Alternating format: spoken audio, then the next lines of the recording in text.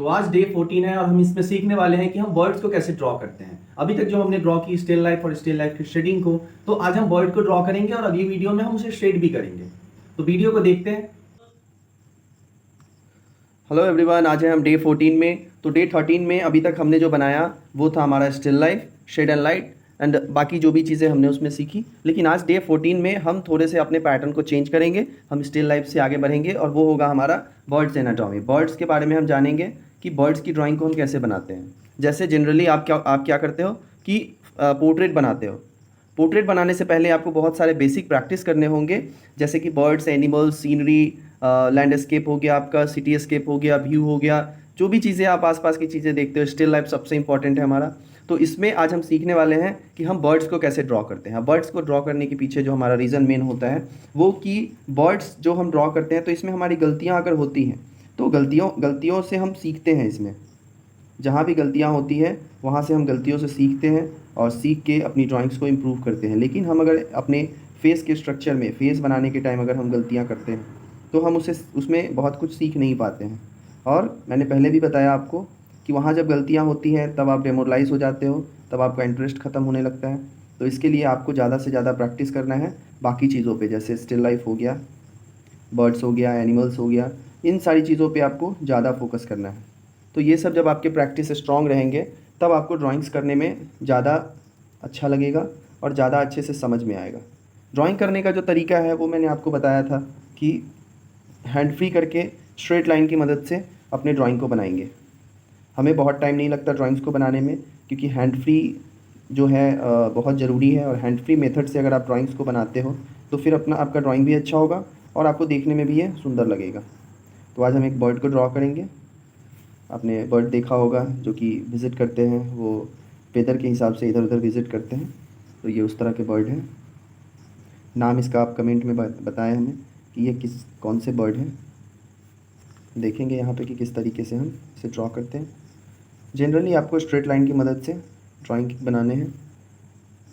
Straight line जितना अच्छा होगा आपका, स्ट्रेट लाइन पे जितना अच्छा कमांड होगा आपका, आपकी ड्राइंग्स उतनी ज़्यादा अच्छी होगी। जैसे मैंने पिछले सेशन में आपको बताया था कि अगर आपको कुछ इस तरह से एस लिखना हो, जैसे कुछ ऐसे एस लिखना हो ऐसे, तो आप पहले इसको स्ट्रेट लाइन में कन्वर्ट करेंगे, फिर ये स्ट्रेट लाइन, देन यहाँ पे आप हल्की सी मूवमेंट देंगे, यहाँ पे हल्की सी मूवमेंट देंगे, तब ये हमारा ड्राइंग एस में कन्वर्ट होके और ये एक नया लुक देगा।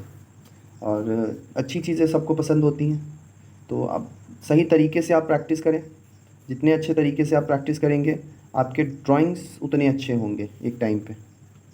तो यहाँ पे जैसे देख रहे हैं आप, हम आज 2 4 5 बर्ड जो भी हमारे हैं हम उन्हें ड्रॉ करेंगे। और फर्स्ट हमारा ये डन हुआ। सेकंड हम बनाते हैं,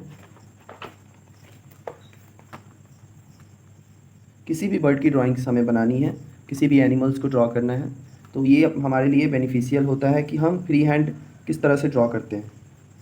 फ्री हैंड ड्राइंग बहुत ज़रूरी है हमारे लिए। हमने 2 वीडियो 3 वीडियो लगभग बनाई है free hand drawing and shading की, तो आप लोग उसे देखें। और जितनी बार आप देखेंगे उतनी बार आपको कुछ नया सीखने को मिलेगा उसमें। आज हम ये सबसे इम्पॉर्टेंट है कि हम बनाना क्या है इन चीज़ों के बारे में समझ रहे हैं। कि जनरली हमें लोग कहते हैं कि आप आर्टिस्ट हो, आप चेहरा बना सकते हो मेरा।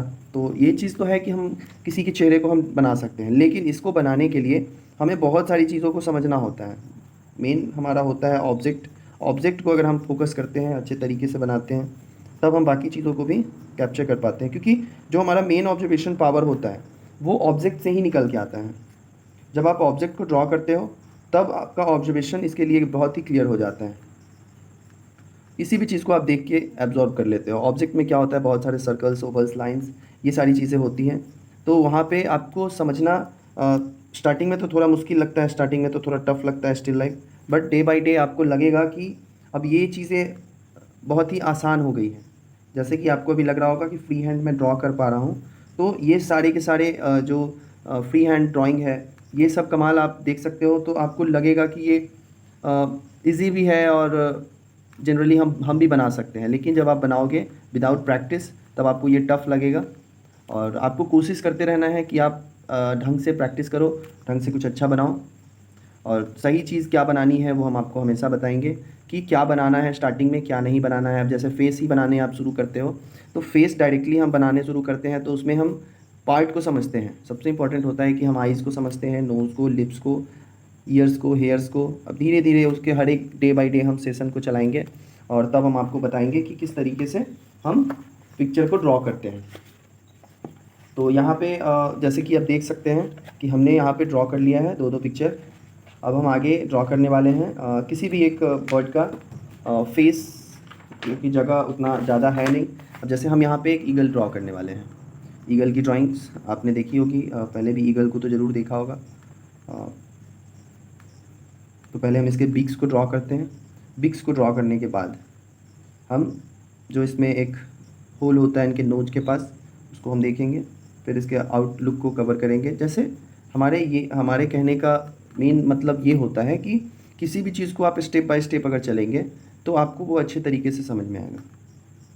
अब आप जंप करेंगे किसी भी टॉपिक को, आप उसे छोड़ के अगर आगे की तरफ बढ़ जाएंगे तब वहाँ पे आपको बाद में डिफ़िकल्टीज़ होगी और बाद में वो चीज़ आपके समझ से बहुत दूर चला जाएगा।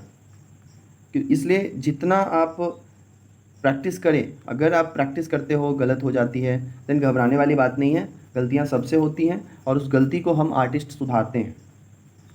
आर्टिस्ट का काम ही होता है गलती को सुधारना, और वो डे बाय डे अपनी गलतियों से सीखते हैं और उस गलतियों को सुधारते हैं। और जितना हो सकता है वो कोशिश करते हैं अपने आर्टवर्क को सही करने की। और ये जो हमारा आर्टवर्क को सही करने का जुनून है हमारे अंदर, ये हमारे आर्टवर्क को अच्छा बनाता है। स्टार्टिंग में तो आपके आर्टवर्क उतने अच्छे नहीं होंगे, लेकिन जैसे जैसे आप प्रैक्टिस करोगे, जैसे जैसे डे बाय डे आप प्रैक्टिस करोगे, आपके ड्राइंग्स बहुत ही अच्छे होते चले जाएंगे। तो बस आपको प्रैक्टिस करनी है, जितना ज़्यादा से ज़्यादा आप प्रैक्टिस करो।